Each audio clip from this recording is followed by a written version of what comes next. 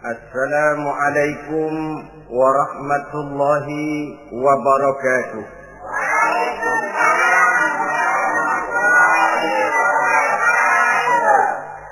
Bismillahirrahmanirrahim.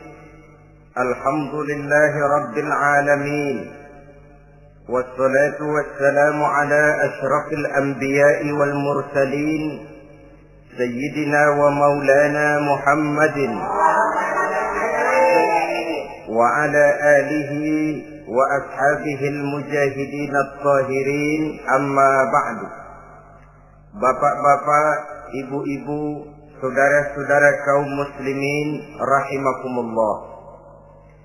Pada pertemuan terdahulu kita telah membicarakan bagaimana memilih jodoh menurut tuntunan agama Islam. Maka pada pertemuan kali ini pembicaraan akan kita tingkatkan kepada bagaimana membina mahligai rumah tangga bahagia dengan menitik beratkan pembicaraan kepada kewajiban bersama baik sebagai suami maupun sebagai istri. Banyak rumah tangga bahagia tercapai apa yang menjadi cita-cita dan tujuan. Tetapi tidak jarang rumah tangga yang tenggelam sebelum sampai ke pantai yang akan dituju.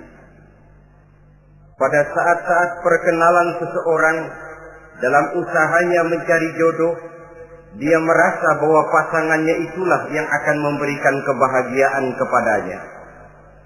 Hari-hari di mana terjadi pertemuan selalu menjanjikan dan menyanyikan keindahan. Bahkan sehari tak bertemu rasa seminggu, seminggu tidak bertemu rasa sebulan, sebulan tidak ketemu pingsan. Tidak ada tanda-tanda sesuatu itu akan menjemukan.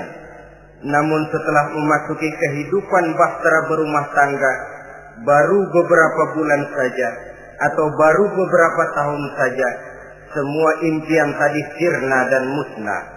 Bahagia yang disangka, sengsara yang datang menimpa. Keindahan yang diharap, malah kemalangan yang tumbuh. Hal ini disebabkan orang tidak meresapi hikmah daripada kehidupan berumah tangga, tidak menyadari tanggung jawab dan kewajiban yang akan berbuntut tidak timbulnya saling pengertian, dan pada akhirnya tidak akan tumbuh ketenangan di dalam rumah tangga itu. Bukankah kewajiban akan saling memberikan pengertian, pengertian membawa ketenangan, dan ketenangan adalah tangga utama untuk mencapai rumah tangga bahagia.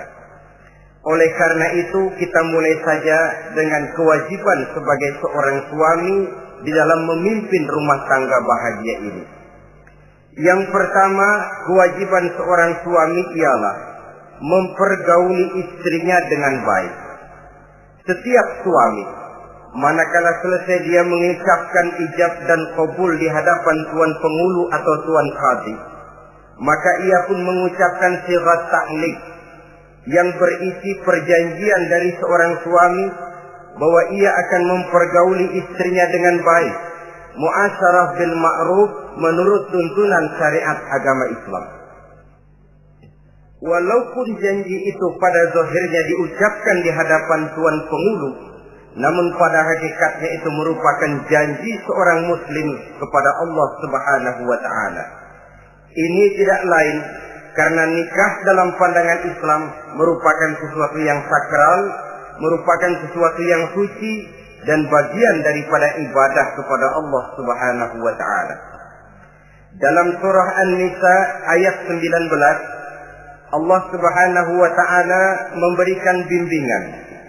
Ya ayyuhalladzina amanu la yahillu lakum an tarithun nisaa karha.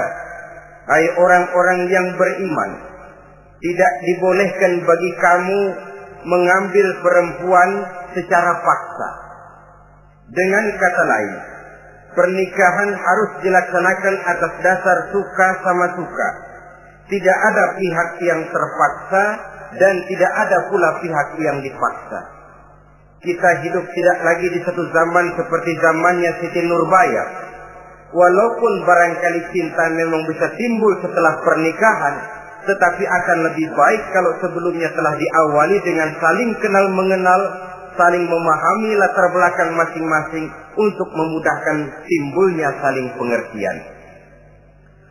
Wala ta'diluhunna litadhhabu bi ba'di ma ataitumuhunna illa an ya'tina bi fahishatin mubayyinah. Dan jangan kamu mempersulit mereka karena ingin mengambil kembali sebagian dari apa yang telah engkau berikan kepada mereka, kecuali apabila mereka telah nyata-nyata melakukan perbuatan-perbuatan yang keji. Wa ashiruhunna bil ma'ruf, dan pergaulilah istri-istrimu itu dengan baik. Fa in karihtumuhunna, kalau kamu merasa tidak suka kepadanya, bersabarlah. Fa asa an takrahu syai'an wa yaj'alallahu fihi khairan katsira, karena boleh jadi kamu tidak menyukai sesuatu, padahal Allah menjadikan di dalam sesuatu yang kamu tidak sukai itu kebaikan yang banyak bagimu. Ini merupakan tuntunan umum betapa seorang suami harus mempergauli istrinya dengan baik, mu'asyarah bil ma'ruf, menurut tuntunan syariat agama Islam. Karena bagaimanapun hak milik seorang suami terhadap istrinya adalah milkul manfaat, milik untuk mengambil manfaat, bukan milkul mutlak seperti seorang memelihara budak umpamanya, yang bisa dihitam putihkan, bisa dijungkir balikan, bisa diperlakukan sekehendaknya. Itu bertentangan dengan tuntunan agama kita. Adalah kewajiban seorang suami mempergauli istrinya dengan baik. Kemudian yang kedua, seorang suami harus menaruh perhatian, menjaga kehormatan, dan bila perlu turut membantu dan menolong pekerjaan istrinya. Menaruh perhatian sampai kepada hal-hal yang kecil, sehingga si istri merasa bahwa dia mendapat perhatian. Ada dia mengadu, ada tempat dia melarikan persoalan, ada tempat dia bercerita. Sejak dari tingkah laku, berpakaian, berperhiasan, make up, dan lain sebagainya. Karena tanpa ada perhatian dari seorang suami, biasanya istri akan menjadi malas, baik untuk bersolek, baik untuk membina dan mengatur rumah tangga, dan lain sebagainya. Apalagi tidak berat lidah untuk memuji perbuatan baik yang dilakukan istrinya, dan tidak mencela secara langsung perbuatan-perbuatan salah yang dilakukan oleh istrinya. Dia bisa menegur secara bijaksana dan dewasa. Saudara-saudara kaum muslimin, seorang sahabat bernama Salman Al-Farisi mempunyai adik perempuan yang kawin dengan Abi Dzar Al-Ghifari. Satu hari Salman datang menengoki adik perempuan ini di rumahnya. Dilihatnya adiknya, rambutnya acak-acakan, pakaiannya kumuh, pendeknya nggak enak dilihat. Salman memberikan nasihat, kau bersoleklah sedikit supaya suamimu betah di rumah. Kata istrinya, untuk siapa saya bersolek? Ya tentu untuk siapa lagi kalau bukan untuk suamimu. Kata adiknya, percuma saja, suami saya jarang di rumah. Kemana? Di masjid terus. Salman mengadukan hal ini kepada baginda Rasul, lalu baginda Rasul mengatakan, inna likulli syai'in haqqun, segala sesuatu ada haknya. Allah ada haknya untuk disembah, istri pun mempunyai hak untuk dipenuhi. Melalaikan salah satu hak berarti melakukan kezaliman. Di sini kita melihat fungsi, karena kurangnya perhatian Abi Dzar Al-Ghifari terhadap istrinya akan mengakibatkan kemalasan si istri untuk mendandani dirinya sendiri. Dengan mendapat perhatian, apalagi tidak berat lidah, maka kegairahan dalam kehidupan berumah tangga rasa-rasanya akan sangat mudah terwujud. Kalau suaminya bersolek, kalau istrinya bersolek, kata suaminya, kau memang pandai milih warna. Walaupun barangkali warnanya norak betul. Tapi kalau pada saat itu seorang suami jujur, kan akan timbul pertengkaran. Kadang-kadang Istri bersolek, suami apa katanya? Lu sih dandan mangga dandan sama. Ini kan sudah tidak menghargai, tidak menaruh perhatian. Udah dah, dandan gak dandan sama, gue kenyang melihatnya. Saudara hadirin yang saya muliakan, tidak menaruh perhatian. Sehingga si istri merasa tidak diperhatikan. Nah kalau sudah tidak diperhatikan, lihat saja. Jangankan dalam contoh seperti berumah tangga, apa saja. Seorang anak kalau sudah tidak merasa diperhatikan oleh orang tuanya, dia akan sewenang-wenang. Begitu juga seorang pegawai kalau sudah tidak merasa diperhatikan oleh atasannya, semaunya kerja. Pun seorang istri, kalau dia merasa sudah tidak diperhatikan oleh suaminya, akibatnya dia akan dandan semaunya, dia akan ngurus rumah tangga semaunya, dia akan memasak masakan semaunya. Nah kalau sudah semaunya begini, alamat tidak akan ada keharmonisan di dalam kehidupan rumah tangga itu sendiri. Suami yang baik sangat menaruh perhatian kepada istrinya. Dari hal yang kecil sampai pun kepada yang sebesar-besarnya. Tapi tidak berarti nyeleneh. Apa itu nyeleneh? Menaruh perhatian bukan selalu mau ingin tahu. Jangan lantas suaminya yang beliin bedak, suaminya yang beliin. Itu nyeleneh namanya. Overacting. Terlalu berlebih-lebihan sampai kepada sesuatu yang tidak pada tempatnya. Di samping menaruh perhatian juga menjaga kehormatan. Dan bila ada waktu, dia turut membantu, menolong pekerjaan daripada istrinya. Bukankah seorang perempuan mau melakukan nikah dengan seorang laki-laki karena dia mendambakan hidup yang bahagia? Terus terang saja kan kadang-kadang istri kita ini lebih banyak borongan. Yang saya maksud borongan artinya ya sebagai istri ya dia, ya nyuci ya dia, ya masak ya dia, ya membersihkan rumah tangga ya dia. Istri borongan. Baiklah kalau barangkali memang kondisi ekonomi kita belum menunjang ke arah sana. Walaupun istri berkewajiban untuk taat kepada suami, tetapi adalah wajar suami pun tenggang rasa dan timbang-timbang. Rasulullah saja kadang-kadang dan tidak jarang menjahit bajunya sendiri, memperbaiki kasutnya sendiri. Artinya pada waktu yang terluang dan memang bisa dilakukan, jangan mengandalkan kepada istri. Dengan demikian istri merasa bahwa resiko membina rumah tangga adalah merupakan resiko bersama. Saudara-saudara, yang ketiga, seorang suami yang baik memperhatikan yaitu tidak mengeluarkan kata-kata yang kasar. Sebab apa? Perempuan adalah makhluk yang paling cepat tersinggung. Perasaannya sangat halus. Dan saya kira perempuan itu lebih sakit ditampar dengan bahasa daripada ditampar dengan tangan. Kalau ditampar dia dengan tangan, urusannya paling nangis 2-3 jam sudah sembuh. Tapi ditampar dia dengan kata-kata, ditampar dia dengan omongan, itu sangat menyakitkan hatinya. Seorang suami yang baik tidak mengeluarkan kata-kata yang menyinggung perasaan, kata-kata yang kasar. Dia pandai menggunakan kata-kata yang baik untuk menghidupkan rumah tangganya. Rasulullah seringkali memanggil Siti Aisyah itu dengan Humaira. Humaira dari kalimat ahmar yang kemerah-merahan. Sebab rupanya kulit Siti Aisyah itu kuning kemerah-merahan seperti tomat mengkel. Sehingga panggilannya Ta'ali ya Humaira, kemarilah wahai yang kemerah-merahan. Alangkah indahnya panggilan ini.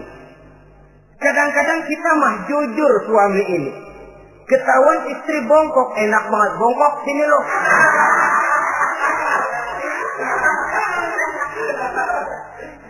Jujur tapi nyakitin. Saudara-saudara, kadang-kadang inilah ya, bahasa perbuatan sangat besar pengaruhnya dalam menciptakan keharmonisan di rumah tangga. Pacaran mah manggilnya yang, Mau kemana yang? Udah endah aja udah. Begitu berumah tangga masih indah kakanda. Punya anak satu, bapaknya anak-anak. Punya anak dua, bapak lo. Sudah 3 anaknya, bapak hilang eluh manggilnya. Panggilan ini mengalami pergeseran. Nah begitu juga suami. Ketika pacaran bukan main. Ketika baru melakukan akad nikah sedang honeymoon bulan madu, asik betul. Kemana-mana selalu bersama. Kondangan selalu bersama, resepsi pergi bersama. Jalan bergandengan tangan, istri sedikit terpeleset, khawatir bukan main, hati-hati yang.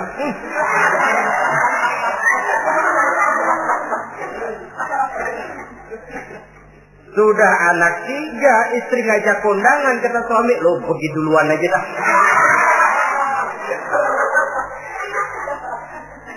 Pulang kondangan, istri laporan, bang saya terpeleset, emang lu mau mampus? Kejam betul. Hilang panggilan yang tadinya begitu mesra.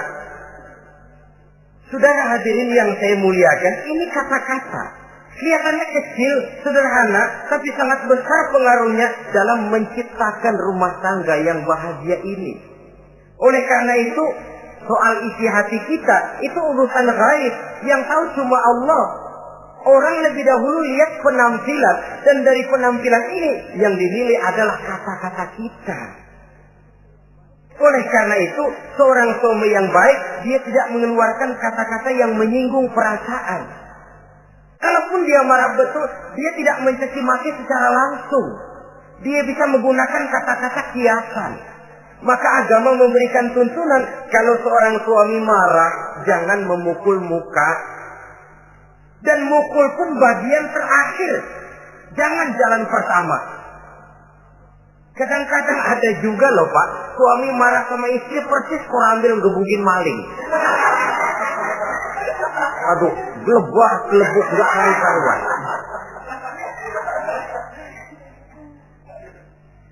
Jangan, kata agama, kalau kau memang ya melihat tingkah laku istrimu yang tidak enak, tegur dengan kata-kata.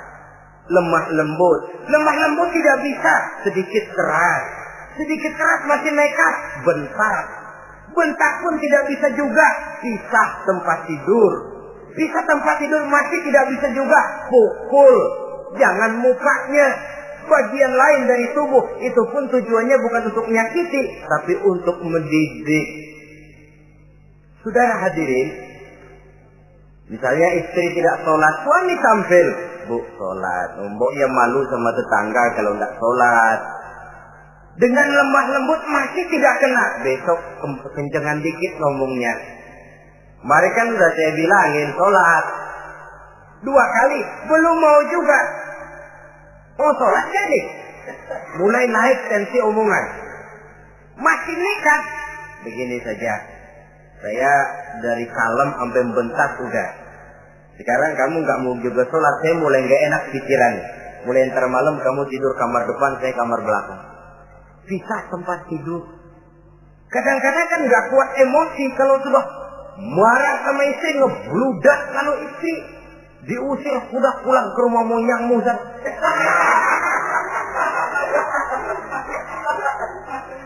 Kata agama jangan, kita tempat tidur saja. Sudah, kamu tidur kamar depan, saya kamar belakang. Bisa tempat tidur. Kenapa? Nanti malam kalau hujan turun, pikiran berubah, berasa perlu, tinggal pindah kamar. Secara psikologis, saudara-saudara. Jadi melalui processing. Oleh sebab itu, kata-kata sangat besar pengaruhnya di dalam membina kehidupan berumah tangga. Seorang suami yang baik tidak mengeluarkan kata-kata yang bisa menyinggung istrinya. Sebaliknya, istri pun demikian. Tidak mengeluarkan kata-kata yang bisa menyinggung perasaan suaminya. Sebab lebih dosa besar kata-kata suami istri yang menyinggung suaminya, walaupun sama dosanya ya. Tapi lebih besar ketersinggungan seorang suami ketimbang seorang istri itu. Namun agama memberikan tuntunan suami lebih dahulu yang diajarkan. Jangan mengeluarkan kata-kata yang bisa menyinggung perasaan.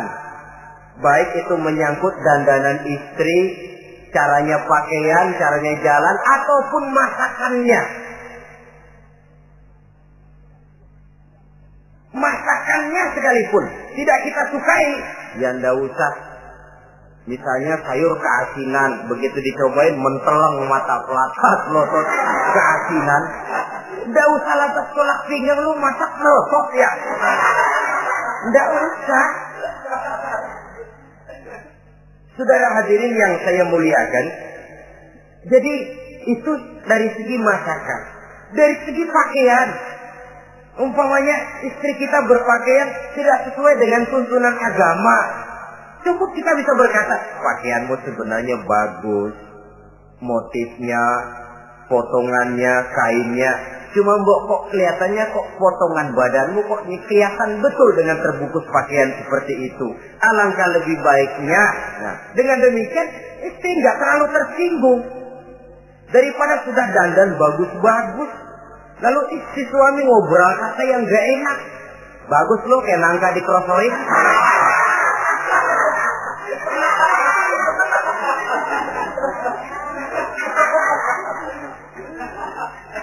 Allahu Akbar.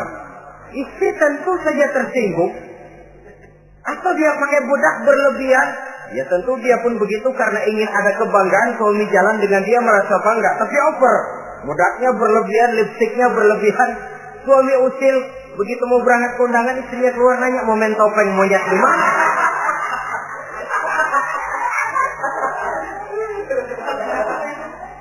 Tentu dia akan tersinggung karenanya. Jadi saudara-saudara, ini yang ketiga. Yang keempat, seorang suami yang baik jangan memberikan pekerjaan di luar batas kemampuan istrinya. Loh, tugas istri itu nyaris 1 kali 24 jam. Seorang suami, bagaimanapun payah dia bekerja, pulang dia bisa istirahat, tidur malam dia bisa tidur dengan nyenyak. Tapi seorang istri, apalagi dia punya anak kecil, bayi misalnya, itu nyaris jam kerjanya 1 kali 24 jam. Sejak bangun tidur sampai tidur lagi, bahkan tidurnya pun selalu diusik oleh anaknya. Anaknya kalem, bapaknya ngusik.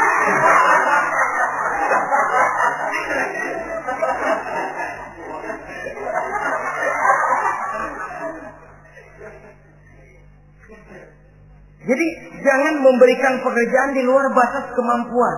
Kata pepatah, "Iza aradta an tuta'a fasal ma yustata." Apabila kamu ingin ditaati, perintahkan apa yang orang mampu mengerjakan. Jadi kalau kita memerintahkan seseorang untuk melaksanakan sesuatu yang dia jelas tidak mampu, itu artinya sama dengan kita tidak ingin ditaati oleh orang itu. Bukan dia tidak mau taat, jenis pekerjaan yang kita berikan di luar batas kemampuannya. Nah kalau sudah begitu, tentu saja lalu ketaatan akan menurun jadinya. Tadi sudah saya katakan, kadang-kadang istri kita ini istri borongan. Dalam arti, ya dia masak, ya dia nyuci, ya dia ngepel, ya dia ngejemur, ya dia ngetrika. Borongan. Terlalu berat tugasnya. Oleh karena itulah seorang suami yang baik, dia harus tenggang rasa, timbang diri, tidak memberikan pekerjaan yang di luar batas kemampuan daripada istrinya. Kalau tidak mampu karena merasa dimanjakan oleh istri suaminya. Karena merasa dapat angin dimanjakan, mestinya mampu, lalu berpura-pura tidak mampu. Apalagi istrinya suaminya sedikit-sedikit mau menolong dia. Jadi posisi ini nanti bisa berbalik. Karena terlalu memanjakan istri bisa membludak. Akhirnya suami yang nyuci, suami yang ngerika, istri tidur. Walaupun tentu saja tidak jelek, tetapi itu sudah overacting namanya. Saudara hadirin yang saya muliakan, itu yang keempat. Yang kelima, kewajiban seorang suami yang baik, ia mencukupkan belanja rumah tangga. Cukup itu relatif. Cukup menurut ukuran standar kemampuan kita. Sebab kemauan kita mungkin tidak terbatas. Tapi kemampuan kita yang terbatas. Kalau kemampuan ini bisa kita ukur dengan kemampuan, insya Allah kita cukup. Dan pernah saya katakan, orang kaya adalah orang yang hidupnya paling cukup. Salah kalau kita berkata orang kaya itu yang rumahnya gedung bertingkat. Tidak betul orang kaya itu yang mobilnya 5, yang gajinya jutaan, yang kebunnya lebar, yang pabriknya luas. Tidak. Orang kaya, orang yang hidupnya cukup.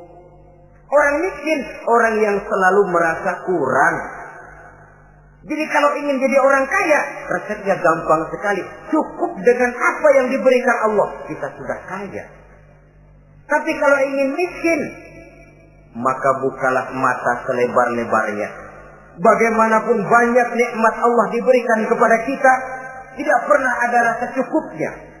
Dikala itu akan tertanam sifat kemiskinan dalam diri. Maka ukuran cukup ini yang relatif. Jadi kalau kita memang ekonomi menengah ke bawah, jangan ingin cukup seperti halnya ekonomi menengah ke atas. Nah, saudara-saudara, di samping belanja rumah tangga yang menyangkut makan, minum, pakaian dan sebagainya, bila ada kelebihan rezeki, juga perhiasan untuk istri. Karena istri itu zinatul hayatid dunia, perhiasan hidup di dunia.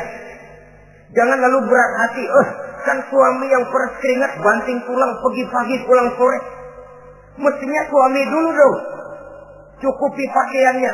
Betul, kelihatannya memang begitu, tapi jangan lupa istri kita bagian daripada hidup kita. Baik dia dilihat orang, baik kita disebut orang. Jelek dia dipandang orang, jelek juga kita disebut orang. Dia adalah bagian daripada kehidupan kita. Orang kan sering bilang tuh, Mpok Ano, kenapa? Gue gerah banget lihatnya. Emang kenapa? Emang kenapa dia? Ke pasar pakai kutang doang.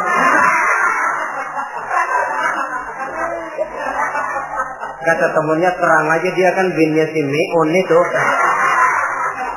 Si Meun yang gak tahu apa-apa ikut kesebut-sebut. Istri adalah bagian daripada kehidupan kita. Zolim seorang suami mentang-mentang dia merasa dia yang cari duit, lalu buat dirinya dia beli pakaian yang mahal-mahal. Istrinya cuma nggak karung doang dipakai. Istri adalah bagian daripada hidup kita. Baik dia dilihat orang, baik kita disebut orang. Jelek dia dilihat orang, akan jelek juga kita jadi pembicaraan orang. Ini tidak lain karena dia merupakan perhiasan bagi suami dan bagian daripada kehidupan seorang suami.